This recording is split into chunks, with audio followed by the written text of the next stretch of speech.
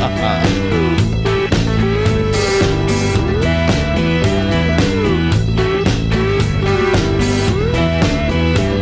got Lee. That was ND Country Fest update sponsored by Lee Gierszewski. Find your keys with Lee. I like it. All right, we got festival news from around the world. And we're starting off with you. You've been holding this one in your back pocket for a couple weeks. Yeah, there was a festival that happened in the UK, and it was made with pods. It was stage pods. They wrangled them in to like 5 people per little stage pod, which is usually like basically 2 of these tables and then put together, and there was elevated, and then there was bars around it. Kind of looked like a mini boxing ring, kind of with the but there was theater ropes marking it off. It was elevated, and there was a couple hundred of them. This was at the Alfest in England.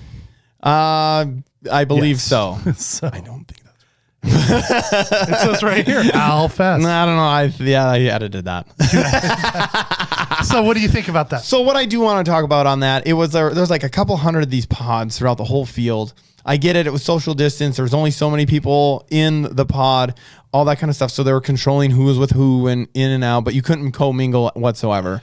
For me, I get it. I get the times that was in and where it's at maybe currently, but I mean, man, a festival is a festival. You want to be together. You want to be hanging out with people. You want to meet new people. You want to have some drinks with new people. I want to buy you a new drink because now you're my new friend. I've got to really like those 4 to 5 people I'm stuck in that tiny little pod with, right? Right. And a lot of people like to go to these things and meet other people, which you've done. I've done. Anybody who goes to festivals or concerts, mainly festivals, because you're through there multiple days. Yeah, I've been to a Mighty Bosstones show 2 shows ago in Phoenix. And apparently I had a really good time. Don't remember a whole lot of it. However, the next day or after the weekend, my Facebook got lit up with a bunch of people that I met up front wanting to be my Facebook friend. I'd apparently passed out business cards, and I got calls from people like, oh, hey, I met you down at the Mighty Bosstones show. I got a legal issue. Will you talk to me about it? And I don't remember talking to any of these people because I had that good a time, but that's part of the experience, right? And were you thinking, do I have a legal issue after last night? Yeah. I would have if I didn't have a good driver. So, but it's perfect because you go and have a good time and meet other people. You commingle. It's like a togetherness and it's a gathering, right? It's part of the people who love concerts and festivals. It's part of the culture. Well, that's part of it. But again, we're getting back to at least it's some music. You know, what are you going to do? Stay at home and not go watch the concert or the venue, or go be in this pod and actually see some artists perform? Yeah, I guess it's at that time. Yeah, it's probably something to do right there. It's progress, like we've talked. It's progress towards the right direction. But I'm thinking things will change rather quick. You think? Well, like we'll talk later on. I mean, look at football's happening. Everything's happening. NFL's going to just pave the way to doing stuff, right? Well, college football, there's already people there. Right. And there were some people at the Kansas City game, the only one that had people there, but they had people there. Yeah, there we go. What do you got, Jared? So this weekend, I watched a live stream version of my favorite local ska band, the Two Tone Lizard Kings.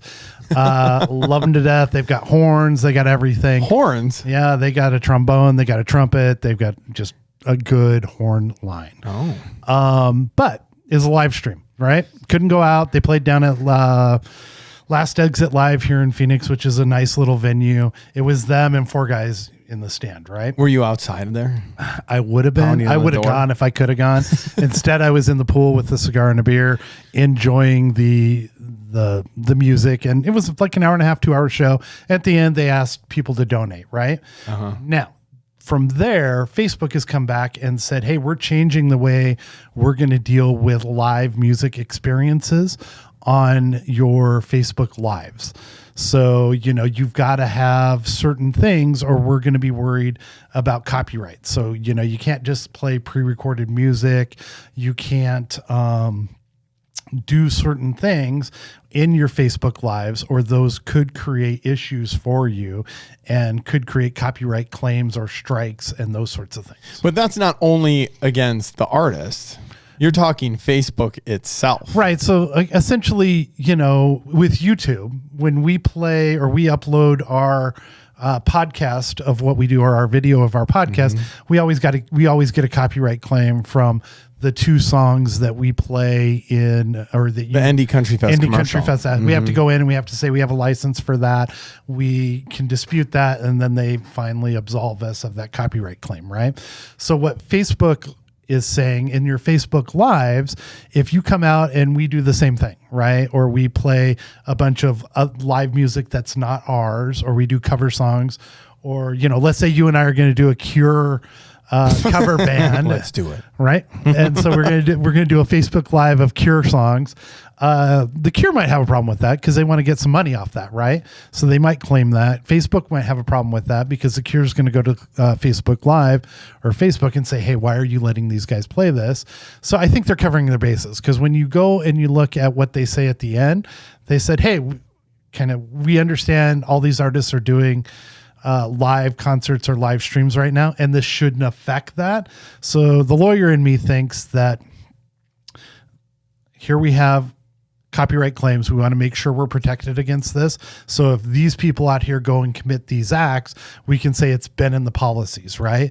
But if, like, the Two-Tone Lizard Kings do a live stream of their own music, which is pretty much what it was. They played music from their 3 songs. The songs that they normally cover at a live show, they didn't do, right? Which I love a couple of those a lot. They normally play me a Bosstones song and a Real Big Fish song, but they didn't play those songs, right? Right. So they're playing their own music. And so when you're playing your own music, I think you're covered. Right. Right. But if you're playing someone else's music, or you're playing someone else's pre-recorded music, you've got a copyright problem. And Facebook wants to make sure they're covered in the end. Yeah, they don't want to all of a sudden have 10,000 lawsuits in one day because somebody used their stuff, they didn't have the rights to it, and all of a sudden they are paying out hundreds of millions of dollars. Right. And then they've got a problem that's rolling in, or they've got to figure out a system to deal with all these things, which is interesting because on their Facebook gaming site, they've acquired a catalog, or they're in the process of getting ready to come out with a catalog